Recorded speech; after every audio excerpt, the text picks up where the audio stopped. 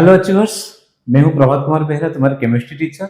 जैसे JEE main series हम continue कर रहे हैं और आज जो डिस्कस करने जा रहे हैं that is from the very first chapter in class 12 syllabus, that is none other than solutions. वो चैप्टर का नाम क्या हुआ? सॉल्यूशंस, या उसको लिक्विड सॉल्यूशन भी बोल सकते हो। और जैसे फिजिकल केमिस्ट्री, और इसमें टोटल आए थे 13 क्वेश्चन, लेकिन जो 13 क्वेश्चन थे that is excluding the questions based on concentration unit। तुम लोग के याद होगा concentration units are the topics coming under solution chapter at the very beginning, है ना। तो concentration unit के जो क्वेश्चन थे उसको भी हमने बात करके फिर भी 13 क्वेश्चन थे। और फिजिकल केमिस्ट्री 13 क्वेश्चन थोड़ा लेंथी होने वाला था, और मुझे पता है तुम लोगों का पेशेंस आजकल थोड़ा सा कम है, तो जिसके लिए क्या किया हमने उसको दो पार्ट में डिवाइड किया। तो फर्स्ट पार्ट में क्या क्या क्वेश्चन है, हेनरी लॉ, राउल्स लॉ का क्वेश्चन है, और जो सेकंड पार्ट होगा इसके बाद जो नेक्स्ट वीडियो होगा that is the second part related to colligative properties and van't factor, related to colligative properties and van't factor. तो आज हम क्या डिस्कस करने जा रहे हैं? The topics questions based on the topics Henry law and Raoult's law. Okay students, तो इसमें टोटल 7 क्वेश्चन आए, तो 7 क्वेश्चन को हम तुम्हारे सामने डिटेल में वन बाय वन करके डिस्कस कर रहे हैं, है ना। तो अब चलो first question, consider a solution of carbon dioxide. Okay, consider a solution of carbon dioxide dissolved in water in a closed container. Which of the following plots correctly represent variation of log partial pressure of carbon dioxide in vapor phase? Means partial pressure of carbon dioxide, partial pressure with log mole fraction। partial pressure और mole fraction और gas के लिए, partial pressure mole fraction गैस के लिए ये कौन सी लॉ है? बिल्कुल, दैट इज हेनरी लॉ। तो Henry law P equal to K H into mole fraction. तो अगर दोनों साइड में लॉग ले रहे हो, log P equal to log K H plus log mole fraction. Okay, log A B equal to log A plus log B. अच्छा अब बताओ, ये जो है दिस इज y, ठीक है। तो क्या दिया है?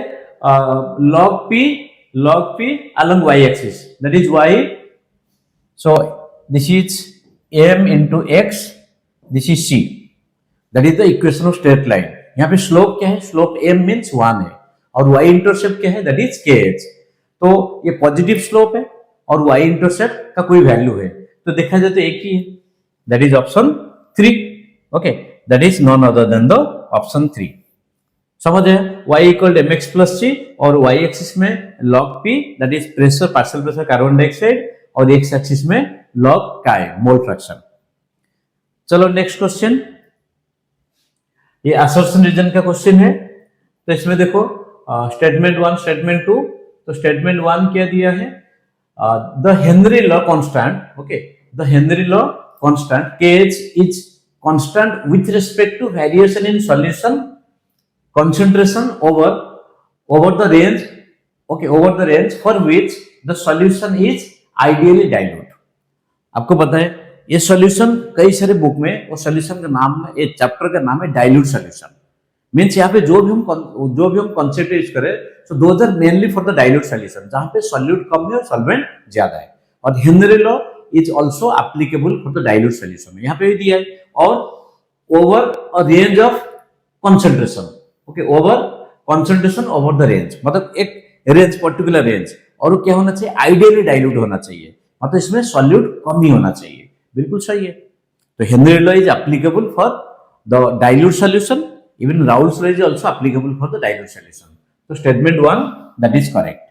Then kh that is Henry constant doesn't differ for the same solute in different solvent.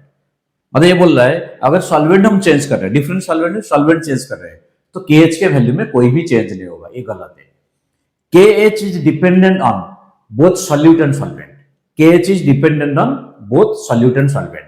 आगे जो हम डिस्कस करेंगे जो कॉलिगेटिव प्रॉपर्टीज है kb और kf, okay, that is molar elevation in boiling point constant and molar depression in freezing point constant, दोनों independent है किसके ऊपर? सॉल्वेंट के ऊपर, मतलब दोनों ओनली डिपेंड करते हैं सॉल्वेंट के ऊपर, इंडिपेंडेंट है सॉल्यूट के ऊपर, ठीक है। तो वहां पे सॉल्यूट चेंज करने से कोई kb और kf का वैल्यू चेंज नहीं होगा, बट kh के वैल्यू जो है it is dependent on the nature of solute and solvent both. तो इसका मतलब स्टेटमेंट 2 हो गया गलत। So statement 1 is true but 2 is false, तो ऑप्शन 3। अब चलो next question. So next question में आप यहां पे देखो ग्राफ दिया है, व्हिच ऑफ द फॉलोइंग, देख रहे हो मतलब first question graph, third question भी graph, which of the following graph accurately represent plot of partial pressure of CH2, okay, partial pressure of CH2, partial pressure CH2 versus mole fraction, okay, in a mixture of acetone and CH2। तो पहले देखना है जो mixture दिया है acetone and CH2, ये हो गया नॉन पोलर और ये हो गया पोलर। तो जनरली क्या होता है, अगर पोलर और नॉन पोलर जो कंपोनेंट होते हैं, पोलर नॉन पोलर कंपोनेंट अगर मिक्स होते हैं, so it shows positive deviation. क्यों? जो पोलर कंपोनेंट है, पोलर कंपोनेंट के बीच में स्ट्रॉन्ग डाइपोल डाइपोल इंटरेक्शन होता है। अगर स्ट्रॉन्ग डाइपोल डाइपोल इंटरेक्शन है, नॉन पोलर कंपाउंड आने से उसके डाइपोल डाइपोल इंटरेक्शन कहीं ना कहीं ब्रेक होता है। अगर फोर्स ऑफ अट्रैक्शन डिक्रीज होगा, अगर फोर्स ऑफ अट्रैक्शन डिक्रीज होगा, एक कंपोनेंट दूसरे कंपोनेंट के साथ अगर ऐड करने से, तो फोर्स ऑफ अट्रैक्शन डिक्रीज होने say that shows positive deviation from Raoult's law. ये आपको हिंट मिल गया है ना। अच्छा, तो उसके बाद अगर हम हेनरी लॉ यूज करेंगे, तो हेनरी लॉ में क्या होता है, partial pressure is directly proportional to mole fraction, so that is positive slope passing through the origin. और अगर हम राउल्स लॉ यूज करें आइडियल सॉल्यूशन के लिए, तो वो भी ओरिजिन से स्टार्ट होगा और एंड कहां पर होगा, एंड होगा एक ऐसे पॉइंट पे जहां पे उसका प्योर सॉल्वेंट या प्योर कंपोनेंट का वेपर प्रेशर होना चाहिए। ठीक है, आप अगर देखोगे ये 0 से स्टार्ट हुआ P0CS, 0 से स्टार्ट हुआ P0CS, और ये हो गया हेनरी लॉ। और अभी हमने बताया था दोनों का मिक्सचर क्या होगा, पॉजिटिव डेविएशन। ये देख रहे हो positive deviation, so answer 1 is correct. बाकी क्या यहाँ पे पॉजिटिव डेविएशन दिया है बट हेनरी लॉ को रिप्रेजेंट नहीं किया। यहाँ पे क्या बोला है आपको दिखाना है, मतलब हेनरी लॉ और राउल्स लॉ ये दोनों आपको शो करना होगा। तो समझ है स्टूडेंट। अब नेक्स्ट क्वेश्चन, इसमें थोड़ा सा आपको कैलकुलेशन देखना है। Two liquids A and B form an ideal solution. Okay, two liquids A and B form an ideal solution at 320 Kelvin. The vapor pressure of the solution containing 3 moles of A. Okay, so first देखते हैं number of moles of A, that is 3, and number of moles of B, 3 moles of A and 1 mole of B. Okay, अच्छा आगे क्या दिया है, और vapour pressure क्या है, total vapour pressure that is PT।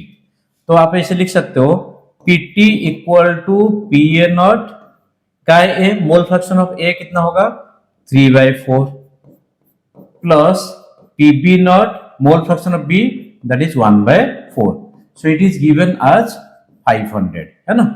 तो आप इसको सॉल्व करोगे 3PA0 plus PB0 equal to 4, यहां पे मल्टीप्लाई करने से कितना होगा 2000। ये हो गया फर्स्ट। अच्छा, अब देखो नेक्स्ट क्या दिया है, at the same temperature if 1 mole of A is further added to this solution vapour pressure increases by 20। तो अब वेपर प्रेशर कितना हो गया 500 था, 20 इंक्रीज हो गया, तो 520 इक्वल टू PA0 और 1 मोल ऐड करने से कितना होगा, ये हो गया 4 और total number of moles 5 plus PB0 1/5। ठीक, तो ये आ गया 520 और 5, ये हो जाएगा 1600, है ना। तो 1600 equal to 4 PA0 plus PB0, ये हो गया 2। तो फर्स्ट में क्या था 3 PA0 plus PB0 equal to 2000, ये हो गया 4 PA0 plus PB0 equal to ये आ गया 1600। तो दोनों को सब्ट्रैक्ट कर लो, तो सब्ट्रैक्ट करने से कितना होगा, ये आ गया, ठीक है। तो अगर सब्ट्रैक्ट करोगे तो 5, ये हो गया 1 सेकेंड 2000 ये हो गया 1 सेकेंड, ये हो गया 2600, थोड़ा सा करेक्शन कर लो 2600, है ना। तो 2600 क्योंकि 5, ठीक है। तो ये दोनों सब्ट्रैक्ट करोगे तो कितना आ गया PA0 equal to 600, PA0 equal to कितना आ रहा है, PA0 आ रहा है 600। अब क्या चाहिए, वेपर प्रेशर ऑफ B। तो किसी एक में 600 पहले पुट कर दो, 6 × 1800 plus PB naught equal to 2000, तो पीबी नॉट कितना हो जाएगा, PB naught equal to 200 millimetre mercury, PB naught equal to 200 millimetre mercury. ठीक है, ये समझ आया आपको। बस राउल्स लॉ का दो अलग अलग कंडीशन आ गया, तो दोनों में वैल्यू पुट करके सॉल्व करो, आंसर मिल ही जाएगा। अब चलो next question. 298 kelvin the mole percentage of N2 in air is 80%। कितना है mole percentage, 80%। Water is in equilibrium with air at a pressure of 10 atm। अच्छा, एयर का प्रेशर कितना है, 10 atm है, जिसमें नाइट्रोजन कितना है, 80% है। तो अब पार्शियल प्रेशर ऑफ नाइट्रोजन कितना हो जाएगा बताओ, 10 into 80 that is 8 atm, 8 atm। What is the mole fraction of N2 in water at 298 Kelvin? KH का दिया है ना, तो हमें पता है P equal to KH into mole fraction, so mole fraction equal to P upon KH। तो P कितना है, P is 8 divided by mole fraction. अच्छा, यहाँ पे मोल फ्रैक्शन कौन सी, सॉरी KH कौन सी यूनिट में दिया है, ये दिया है मिलीमीटर मर्क्यूरी, और हमने इसको कौन सी यूनिट में लिया है, इसको लिया है एटीएम में, तो एटीएम को मिलीमीटर मर्क्यूरी में कन्वर्ट कर लो। So 1 ATM is 760 millimetre mercury, और ये आ जाएगा 6.5 into 10 to the power 7, 6.5 into 10 to 7। ठीक, तो इसको आप सॉल्व करने के बाद ये कितना आ रहा है, ये आ रहा है 9.35 इंटू 10 टू द पावर -5। ठीक है, कोई स्टूडेंट बोलेंगे हम मिलीमीटर मर्क्यूरी को एटीएम में कन्वर्ट कर देंगे, बिल्कुल कर सकते हो, मिलीमीटर मर्क्यूरी को एटीएम में कन्वर्ट, यहाँ पे 760 डिवाइड कर लो, बात एक ही है।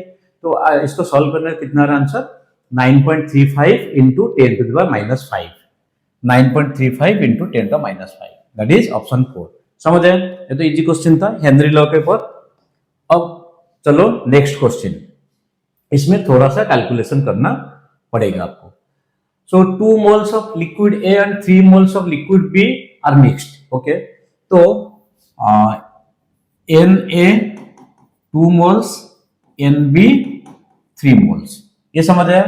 अच्छा, mixed, the vapour pressure of ideal solution form is 320। मतलब आप याद कर सकते हो, इससे पहले एक क्वेश्चन हमने डिस्कस किया था।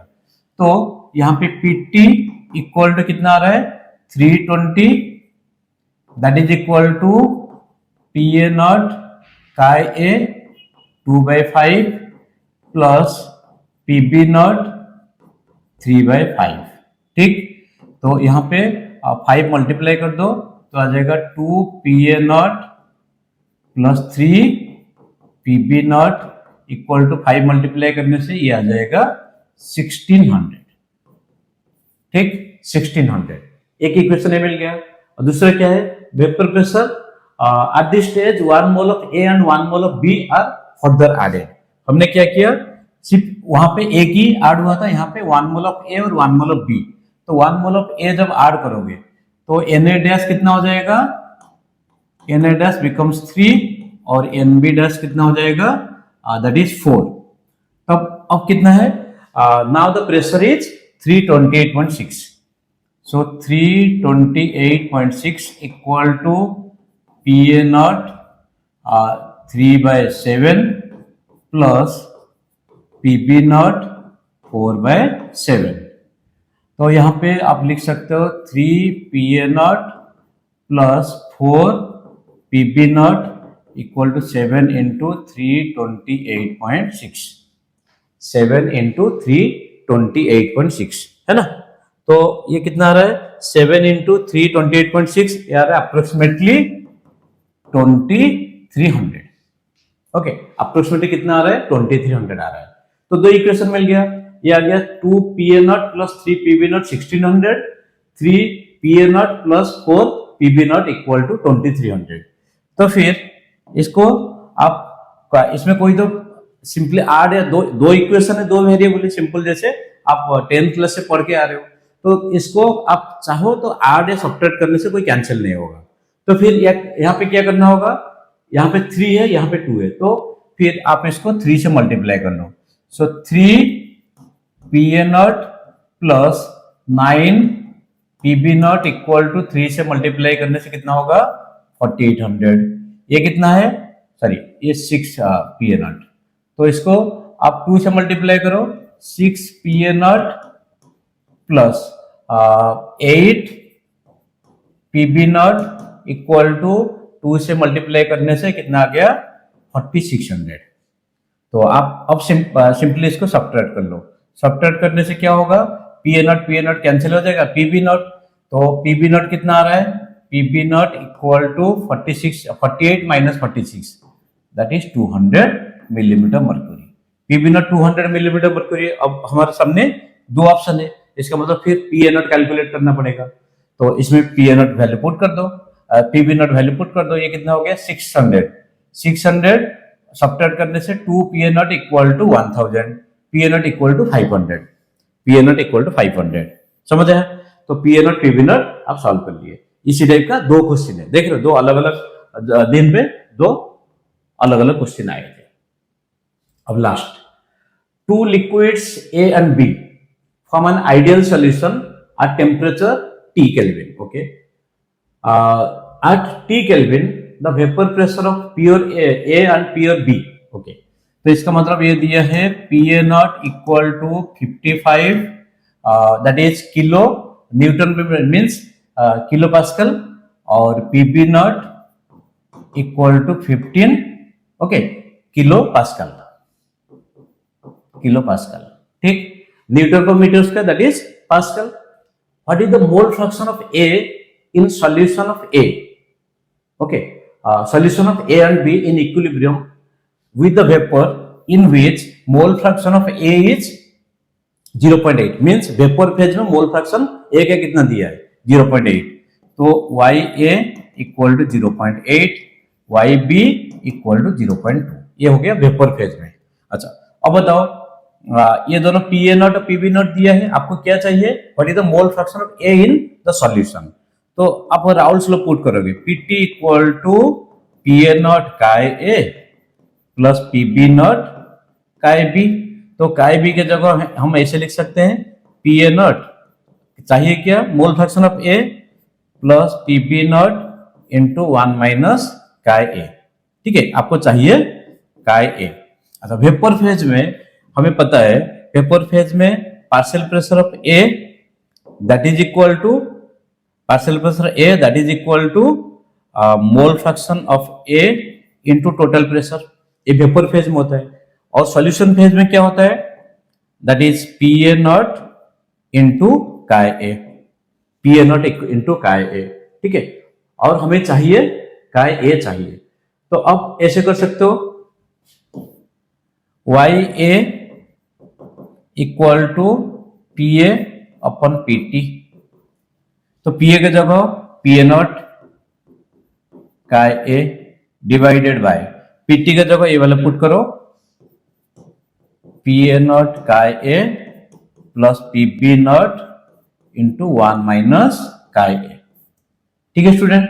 अच्छा, तो पी ए नॉट का वैल्यू तो पता ही है, और देखा जाए तो P A naught P B naught पता है, Y A that is equal to 0.8 equal to P A naught कितना है 55 इंटू काय ए डिवाइडेड बाय 55 काय A plus 15 into 1 minus chi ए। तो देखो सारे वैल्यू हमने पुट कर दिया, तो सारे वैल्यू पुट करने के बाद हमें क्या सॉल्व करना होगा, अब काय ए के लिए एक ही वेरिएबल है, आप इसको क्रॉस मल्टीप्लाई कर लो। क्रॉस मल्टीप्लाई करने के बाद जब सॉल्व करोगे तो सॉल्व करने के बाद ये आ जाएगा 0.5217। इसको सॉल्व भी करना है तो स्पेस नहीं है, अदरवाइज हम सॉल्व कर लेते। तो इसका फाइनल आंसर कितना आ रहा है 0.5217। So option 3 that is the right answer. Okay students, तो कितने क्वेश्चन थे, 7 क्वेश्चन थे, तो इसको फटाफट आपने देख लिया। तो उसके बाद फिर वेट करो जो नेक्स्ट होगा, that is related to colligative properties and van der factor. तो उसमें टोटल 6 क्वेश्चन है, तो जल्द तुम्हारे लिए आने वाला है। Now this is the time to say all of you thank you very much for watching Prabhat chemistry YouTube channel and all the best for your upcoming exams. God bless you.